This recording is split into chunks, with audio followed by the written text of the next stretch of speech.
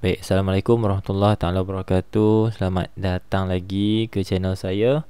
Kita nak sambung kertas 2 Pahang. Okey, nombor 1, Rajah menunjukkan satu aktiviti untuk mengkaji konsep momentum. Aktiviti ini menggunakan sebuah botol air plastik yang dilancar sebagai roket air. Okey, yang ni mesti pernah buat lah kan? Form 4 dulu masa PBL . Alright, nombor 1A, apakah yang dimaksudkan dengan momentum? So, meaning of momentum is the product hasil darab, jisim, mass dan juga velocity objek tersebut. Hasil darab So, unit bagi momentum, unit SI nya. Soalan B, of course kita kena tengok kepada formula bagi momentum. Okay, product of mass and velocity. So momentum adalah mass darab dengan velocity, produk dia kan. So jisim unit SI nya kg, velocity halaju unit SI nya ms negatif 1. Jadi unit bagi momentum adalah hasil darab kedua-dua unit ni lah, kg ms negatif 1. Okey. Kemudian B1, udara dipam masuk ke dalam roket air untuk meningkatkan tekanan di dalamnya. Apakah yang akan berlaku kepada roket air dalam rajah 1 apabila picu ditarik? Okey, ini picunya. Dekat sini picu bila ditarik, kita lepaskan kita lepaskan the holder dekat sini pelancar ni daripada roket. So apa berlaku? Tekanan yang tinggi tadi menyebabkan air di dalam botol plastik tersembur keluar, dan pada masa yang sama menyebabkan roket akan dilancar ke atas. Roket akan dilancar ke atas. It is going to be pushed up ataupun fly up. Okey, terlancar ke atas lah. Dan nama konsep fizik yang sedang kita gunakan adalah momentum. Ni mungkin ada sikit kesilapan kat sini Kalau konsep ni kita panggil momentum. Kalau prinsip adalah prinsip keabadian momentum, principle of conservation of momentum. Okey, ini popular ni, sangat popular untuk tahun ni. Soalan trial banyak tanya pasal prinsip keabadian momentum. Jumlah momentum sebelum pelanggaran adalah sama dengan jumlah momentum selepas pelanggaran, jika tiada daya luar lain yang mengganggu yang bertindak ke atasnya. Selesai nombor 1.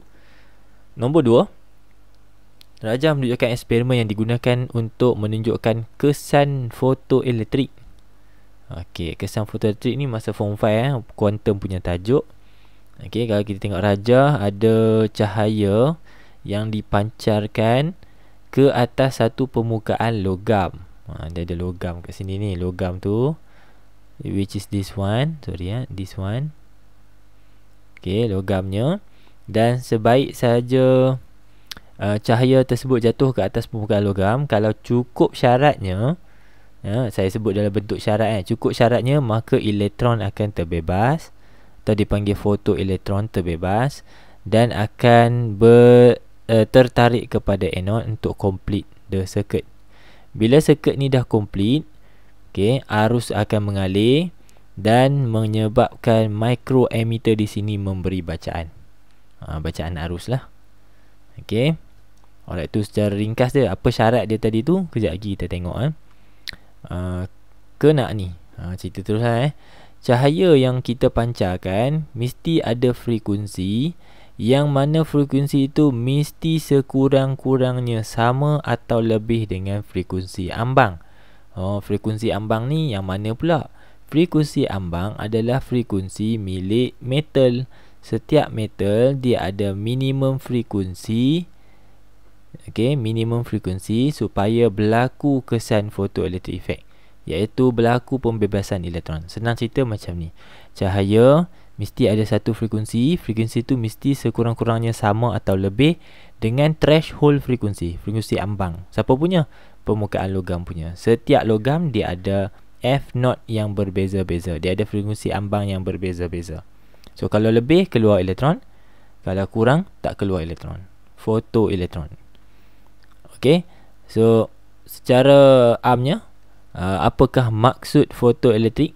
Kesan fotoelektrik adalah pemancaran ataupun pembebasan elektron, electron emission ataupun emission of electron when metal surface, apabila permukaan logam disinarkan, illuminated oleh by a beam of light at certain frequency. Apabila permukaan logam tersebut dipancarkan dengan frekuensi tertentu. Frekuensi tertentu tu adalah syarat yang saya sebutkan tadi. Cahaya tu mesti ada frekuensi lebih besar daripada frekuensi ambang. Frekuensi ambang. Si ambang ni adalah minimum frekuensi supaya photoelectric effect berlaku. Kalau kurang tak jadi. Tak jadi. Bagilah cerah mana pun, malap macam mana pun tak jadi. Yang penting frekuensi. Okey, tu game dia. Game dalam soalan ni. Okey, B. Pancaran cahaya dengan frekuensi. Ni kan dia bagi ni. Cahaya tu dia bawa frekuensi this much. So, frekuensi F. Ditujukan ke atas permukaan logam yang mempunyai fungsi kerja. Fungsi kerja, work function, W. Work function ni apa pula? Work function ni minimum energy for photoelectric effect to occur. Tadi kan saya ada sebut pasal minimum juga. Yang tu adalah minimum frequency for photoelectric effect to occur. Ni minimum frequency. Frekuensi ambang adalah minimum frekuensi. Kalau fungsi kerja adalah minimum tenaga. Dia ada minimum frekuensi, minimum tenaga. Okey, kalau jumlah tenaga yang dibawa oleh foton melebihi work function atau fungsi kerja, maka bolehlah photoelectric effect berlaku. Maka photoelectric effect akan berlaku. Sebab apa? Sebab jumlah tenaga yang dibawa sudah lebih besar dari minimum energy. Kan minimum dia banyak tu je. Sekejap kita tengok contoh. Ni Allah. Kejap ya. Ini kan minimum energy. Work function kan minimum energy. Jadi kalau foton bawa tenaga yang lebih besar dari minimum energy, berlaku tak photoelectric effect? Berlakulah. Macam tu. Okay, the game is like so. Macam tu cara soalan akan uji awak. Alright, soalan 1 Roman B1. Hitung tenaga cahaya itu. Tenaga cahaya boleh dikira menggunakan formula E sama dengan H darab dengan F. Itu pun kalau ada F. Kalau tak ada F, mungkin soalan akan bagi lambda, HC over lambda. So sebab dah ada frekuensi kat sini, then kita cuma perlu ganti saja. Tu kan frekuensi dia kan. Alright, H tu apa? H tu adalah Planck constant. Okay, 6.63 darab 10 kuasa negatif 34. Saya dapat mana ni? Saya boleh tengok. Kalau awak tak hafal, awak boleh tengok di senarai formula. Ada dekat bawah-bawah hujung-hujung sana. Okey, darab dengan frekuensi 7 darab 10 kuasa 14. Alright, maka dapatlah awak jumlah tenaga yang dibawa oleh foton. Ni cahaya tu bawa tenaga banyak ni. 4.641 darab 10 kuasa negatif 19 Joule. Sebab tenaga kan. Tenaga, tak kira lah tenaga dibawa oleh apa, tenaga kinetik ke, tenaga foton ke, tenaga keupayaan ke, semua dalam Joule. Right, soalan kedua, nak menguji pemahaman awak tu. Soalan tanya, berdasarkan jawapan awak ni, yang ni, adakah elektron dapat dipancarkan dari permukaan logam itu? Apa maksud elektron dapat dipancarkan? Berlaku tak photoelectric effect? Tersilap tulis pula dah. Berlaku ke tidak kesan fotoelektrik? Jawapannya berlaku. Kenapa? Cuba kita bandingkan. Cuba awak tengok saya buka side to side ataupun saya buka paparan yang jelas sikit ni ke sini. Saya highlight ni warna pink ni, which is the energy tenaga yang dibawa oleh foton And this is the work function. Ini work functionnya. Mana lagi besar? 4.641 ke 2.32 sebab kuasa dia sama kan, 10 19. So kita dapati bahawa tenaga foton jauh lebih besar daripada work function, maka sudah pun melebihi minimum energy dan photoelectric effect akan berlaku. So the answer is yes, berlaku because tenaga foton lebih besar. Allah, jam pula. Sekejap jam Okey, kerana tenaga foton lebih besar daripada work function. Tu syarat dia permainan dia macam gitu. Tolong fahamkan soalan ni kerana soalan sangat bagus, pada saya sangat bagus sebab kita mula-mula dia bagi asas. Okey, apakah photoelectric effect, bagaimana dia berlaku, kemudian tenaga yang dibawa oleh foton tu, kemudian kita membandingkan dengan work function, sama ada tenaga tu lebih besar daripada work function atau tidak. Okey, so ingatlah, work function adalah minimum energy. Kalau energy yang dibawa oleh foton lebih kecil dari work function, mana mungkin photoelectric effect berlaku, sebab jumlah tenaga tu belum melebihi minimum energy. Ni minimum energy untuk photoelectric effect berlaku. So tak berlaku photoelectric effect. Okey ingat tu. Baik, nombor 3, rajah menunjukkan sebuah drone yang bergerak ke atas dengan hal laju seragam. Kat situ saja kita dapati bahawa soalan dah bagi situation, hal laju seragam, bergerak ke atas dengan hal laju seragam. Bergerak ke atas, pergi atas dengan hal laju seragam. Okey, apa maksud hal laju seragam? Kalau tengok paper 1 itu kan, banyak juga saya bincang pasal forces ni, forces equilibrium ke forces not equilibrium. So kalau hal laju seragam, meaning that forces in equilibrium. Dan apabila daya dalam keseimbangan, bermaksud daya paduan adalah sama dengan kosong. Okey, bermaksud daya atas dan daya bawah adalah sama besar. Daya atas dengan daya bawah adalah sama besar. Macam tu So asas dia lah. Okey, namakan daya H. Daya H ni daya yang duduk di atas ni. So anything that is lifting up, dia mesti ada lifting force atau lift force, daya angkat Daya angkat, kita panggil dia daya angkat. Yang ada daya angkat ni drone, helikopter, kapal terbang, apa-apa yang terangkat lah. Okey. So B1, nyatakan persamaan matematik yang menghubungkan berat dan daya H. Okey. So beratnya dan daya.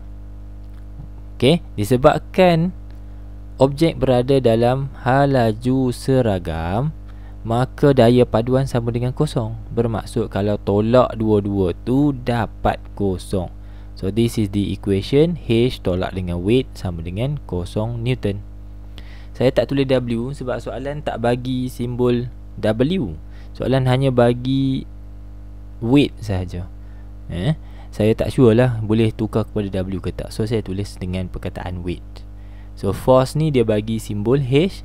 So saya tulis H lah. H tolak W, H tolak weight sama dengan kosong Newton. Right, B2, konsep fizik adalah forces in equilibrium. Seperti saya maklum tadi kan, forces in equilibrium kat sini konsep dia. Okey, kemudian pengiraan si drone dalam rajah 3, kemudian dia memecut ke atas. Bila pecut, apa lagi? Forces not in equilibrium. Bila not in equilibrium, kita boleh pakai Newton second law. Resultant force sama dengan MA. Nampak tak? Resultant force sama dengan MA untuk selesaikan soalan ni. Okey, sebelum tu kita ambil maklumat dulu. Dengan pecutan, pecutan simbolnya A. Okey, diberi jisim drone 0.4 kg jisim M. Hitung daya H. Okey, sekarang ni kalau drone naik ke atas, tengok ya, drone memecut ke atas. Saya buat garisan anak panah ke atas dan saya tulis pecutan ke atas. Baik. On the first place, kenapa drone boleh memecut ke atas? Kenapa drone boleh memecut ke atas? Jawapannya mestilah sebab daya H lebih besar dari berat. Okey? Daya H adalah lebih besar dari berat. Allah, kenapa di sini tu lah? Okey. So daya atas mestilah lebih besar dari daya bawah. Sebab tu boleh pecut ke atas. Kalau pecut ke bawah, berat lebih besar dari daya. So kita ambil yang besar, tolak yang kecil untuk kita masukkan dalam resultant force sama dengan MA. Kita nak masuk dalam ni. Resultant force adalah daya besar tolak daya kecil, ataupun ikut arah dia kan. Kan pecut ke atas, jadi H tolak dengan W. Kali ni saya guna simbol sebab saya nak selesaikan soalan pengiraan. Sama dengan MA. H tolak W sama dengan MA. MA ni saya salin balik saja. Salin balik sahaja. Okey, sebab pengiraan dia kat bawah, saya kira kat bawah H tolak W sama dengan MA. So H tolak W sama dengan MA. So H yang kita sedang cari, saya highlight lah supaya kita ada aim kita. Soalan suruh cari H suruh cari H. So tolak W. W ni adalah weight. Weight boleh dikira dengan hasil darab M dengan G. Saya salin balik. Kemudian saya pindahkan MG negatif ke kanan. So H sama dengan MG tambah MA. Okey, saya pindahkan. Kemudian saya faktorkan. Kalau awak tak nak buat macam ni tak apa, nak selesai terus pun boleh. Okey, so MG tambah A. Saya factorize. Saya faktorkan. Okey, baru saya ganti. So sekali lagi disclaimer, awak boleh buat tanpa perlu buat step-step yang saya buat ni lah. Kalau awak nak terus saja buat, then no problem lah, tak perlu factorize dan sebagainya. Saja saya nak buat macam gini lah dalam buku pun ada sampai sini. Kalau memecut ke atas, G tambah A. Kalau pecut ke bawah, G tolak A. Saja nak tally yang tu So A adalah 0.2, G 9.81 tambah dua-dua ni darab dengan 0.4. Okey, kita tengok daya H berapa banyak. 4.04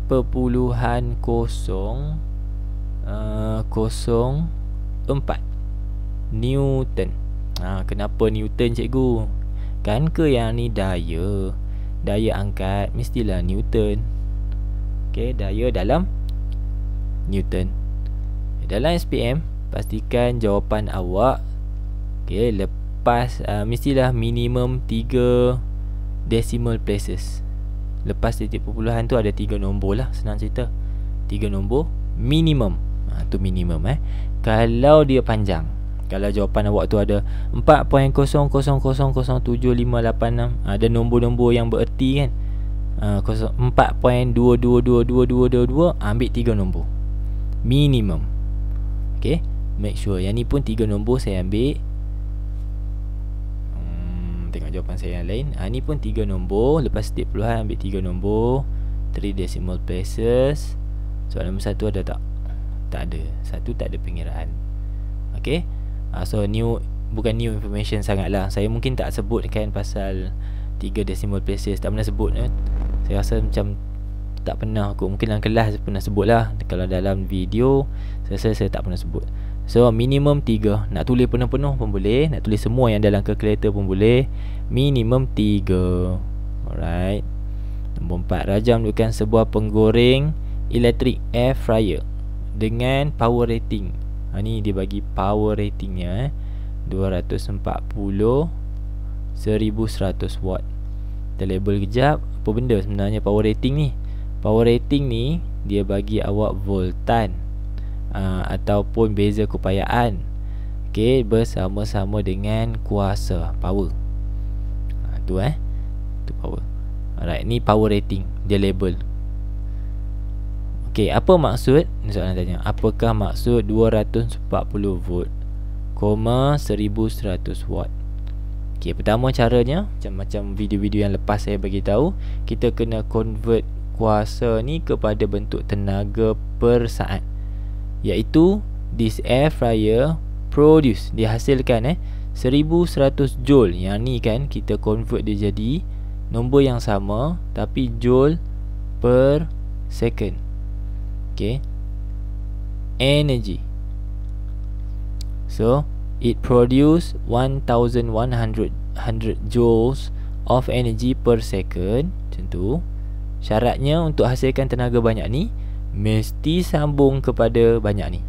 When connected to 240 volt power supply.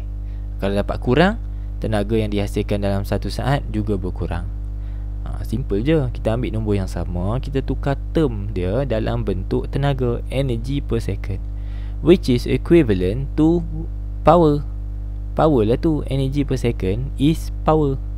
Ni energy per second is power. Kita tukar dia punya terma sahaja. Kita tukar dia punya terma kepada bentuk tenaga per saat. Lepas tu buat syarat when connected to 240 power supply. Kalau tak sambung pada 240, tak dapat banyak tu. Alright. So B1, gegelung nikrom digunakan sebagai elemen pemanas. Nyatakan perubahan tenaga yang berlaku. So apabila kita switch on, kita dapat tenaga elektrik. Kemudian nikrom itu memanas, kita dapat tenaga haba. Okey. Kemudian 2 Roman, berikan satu cara untuk meningkatkan tenaga haba yang dihasilkan oleh elemen pemanas. Salah satu cara kita boleh pakai heating element yang lebih nipis. Okey, lebih nipis ni kita telah pun mengurangkan cross sectional area-nya. So bila kurangkan cross sectional area-nya, rintangan akan meningkat, menyebabkan pembebasan haba yang lebih banyak.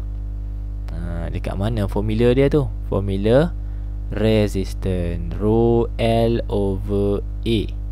So yang sedang saya cadangkan is this one. Yang ni cross sectional area dan juga resistance. Okay, cross sectional area dan juga resistance. Okay, seterusnya soalan pengiraan. C1, penggoreng elektrik digunakan setiap hari selama 2 jam. Okey, jadi untuk kira tenaga, kita pakai formula E. Mana dia? Okey, E sama dengan power, kuasa darab dengan time. Okey, soalan dah mention nak dalam unit kilowatt jam. Okey, bermaksud power atau kuasa mesti dalam unit kilowatt dan masa mesti dalam unit jam. Baru dapat kilowatt jam. Okey. So power berapa? Kita tengok balik alatan elektrik tu, powernya mana? 1100 watt. Okey, jadinya 1100 watt 1100 watt kena tukar pergi kilo. So bahagi 1000. Okey, dapat dah kilowatt. Darab dengan masa dalam jam 2 jam. So darabkan 2, maka kita dapat tenaga adalah 2.2 kilowatt jam. Tapi yang ni untuk 1 hari. Soalan mention digunakan selama 30 hari. Jadi darab dengan 30. So jumlah tenaga dalam kilowatt jam adalah 66 kilowatt jam. Okey. Kemudian sambungannya, diberi kos penggunaan tenaga adalah ringgit Malaysia 0.218 seunit. Ni 1 unit di charge sebanyak ni. So hitung kos penggunaan penggoreng elektrik yang digunakan selama 30 hari. Tadi kan kita dah kira 30 hari kan. Satu unit ni is equivalent to 1 kilowatt hour. 1 unit sama dengan 1 kilowatt hour. Jadi sekarang kita ada berapa kilowatt hour? Kita ada 66 kilowatt hour. So berapa unit? Okay. So 66 unit kan. So 1 unit dicharge sebanyak ringgit Malaysia 0.218. Kita darab dengan 66 kerana kita dah pakai 66 unit. Maka dapatlah pengiraan kos atau jumlah kosnya RM14.39. Okey, diberikan satu cadangan untuk menjimatkan penggunaan tenaga. So kita tutup, switch off kalau kita tidak guna. Jangan on dia sepanjang masa kan. Salah satu contohnya. Alright, next, nombor 5. Rajah menunjukkan sebuah kapal angkasa pada kedudukan yang berbeza. Pada awalnya kapal angkasa tersebut berada di permukaan bumi, iaitu J. Mula-mula dekat sini J. Okay, lepas tu pada jarak R, okay, on the surface lah tu, pada permukaan. Kapal angkasa itu dilancarkan ke angkasa dan seketika berada di K dan L. Nampak makin menjauhi permukaan dan makin menjauhi pusat bumi. Nilai R1 dengan R2 juga bertambah atau berbeza. R1 dan R2 juga berbeza. R1 adalah jarak dari pusat spacecraft kepada pusat bumi pada kedudukan K. R2 adalah pada kedudukan L. Itu baik, itu maklumat-maklumat diberi: jisim bumi, radius bumi, nilai G, kemudian keadaan-keadaan pecutan graviti atau nilainya pada kedudukan J, kedudukan K dan kedudukan L. Okey, nilai ni pada kedudukan J, nilai G adalah 9.81. Macam mana saya tahu? Sebab di-mention dalam soalan bahawa J adalah posisi keadaan di mana spacecraft tersebut berada di permukaan. Nilai G paling tinggi, maksimum, adalah pada surface, iaitu 9.81 ms-2. Semakin menjauhi bumi, maka makin kecil lah nilai G. Nilai G akan berkurang. Okey, bila jauh daripada bumi, nilai G makin berkurang. Bila masuk ke dalam bumi, menghampiri pusat bumi, juga berkurang nilai G-nya. Itu konsep dia di situ. Jadi kita boleh tengok bukti dia pada nilai ni lah, tally lah So pada kedudukan K, jauh sikit, berkurang kepada 2.45. Pada kedudukan L, jauh lagi, berkurang lagi kepada 1.09. Okey, so soalan pertama, namakan daya yang wujud, daya graviti atau universal force. Daya universal, daya semesta kan, betul lah bahasa Melayu So menggunakan maklumat diberi, hitung pecutan graviti G bagi kapal angkasa yang berada pada kedudukan J. J tu kat mana? Tengok balik. J adalah kedudukan di permukaan bumi. So just to prove that 9.81 is the value lah. Okay, nak pakai formula apa? Kita pakai formula G kecil sama dengan G besar darab M besar bahagi R kuasa 2. R tu adalah R kecil yang mewakili jarak dari pusat ke pusat. Pusat objek pertama kepada pusat objek kedua. So G besar is the gravitational constant 6.67 darab 10 kuasa negatif 11. Kemudian M besar adalah jisim bumi 5.97 darab 10 kuasa 24 bahagi dengan R. R dalam kes ni adalah jejari bumi itu sendiri, sebab duduk kat surface kan, so tak ada tambah H. Kita tak tambahkan dengan H. Jejari bumi 6.37 darab 10 kuasa 6. Tutup kurungan, jangan lupa kuasa 2. Okey, cubalah awak tekan balik, InsyaAllah dapat 9.81 ms negatif 2. Alright, masuk soalan C. Mulalah soalan nak bertanya pasal compare. So ingat balik, compare ada 3 possible answer yang berkemungkinan, iaitu lebih besar, lebih kecil atau sama dengan. Okey, saya ulang, lebih besar, lebih kecil atau sama dengan. Jangan abaikan yang sama dengan ni. Boleh jadi ada soalan yang comparing dia adalah sama dengan. Okey, yang pertama, jarak R1 dan R2. Bila tengok saja kat dalam gambar ni boleh dapat kan. R1 sini je, R2 lebih panjang. So R2 greater than R1. Nombor 2, pecutan graviti, nilai G lah tu. Nilai G dekat K dengan L. Nilai G dekat K dengan L. Saya kata tadi makin jauh nilainya makin mengecil. Tapi kalau tak tahu konsepnya, jawapan tetap ada di sini. Di K dan di L. Nampak? Nilai G dekat L lebih kecil. Nilai G dekat L lebih kecil. Betul lah tu kan? Alright. Kemudian yang ketiga, berat kapal. Jadi bila berat mengguna pakai formula M darab dengan G, which is nilai G sekarang berubah-ubah pada kedudukan K dan L, maka nilai weight juga akan berubah. So G yang kecil menyebabkan weight jadi kecil, G yang besar menyebabkan weight ni jadi besar. So weight dekat K lebih besar kerana G di K lebih besar. Macam tu it is related. Soalan 2 dan 3, it is related. Sebab nilai G besar, kalau awak ganti nilai kat sini besar, maka dapatlah awak weight yang besar. Sebab jisim sama kan, jisim yang sama, spacecraft yang sama, jisim yang sama, cuma nilai G nya berkurang. Bila nilai G berkurang, weight berkurang. Bila G bertambah, weight bertambah, berat bertambah. Seterusnya, hubungkan antara jarak which is R dengan pecutan graviti G. So lebih kecil R, maksudnya lebih hampir dengan pusat bumi, maka nilai ni salah ni. Ada kesalahan kat sini.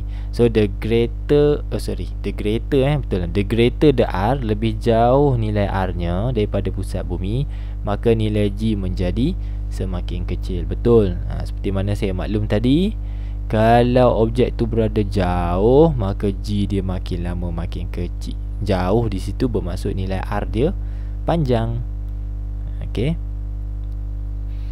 Dan seterusnya, deduce the relationship. Okey, nyatakan relationship between G dan juga W. Tadi kan dah bagi tahu W sama dengan mg.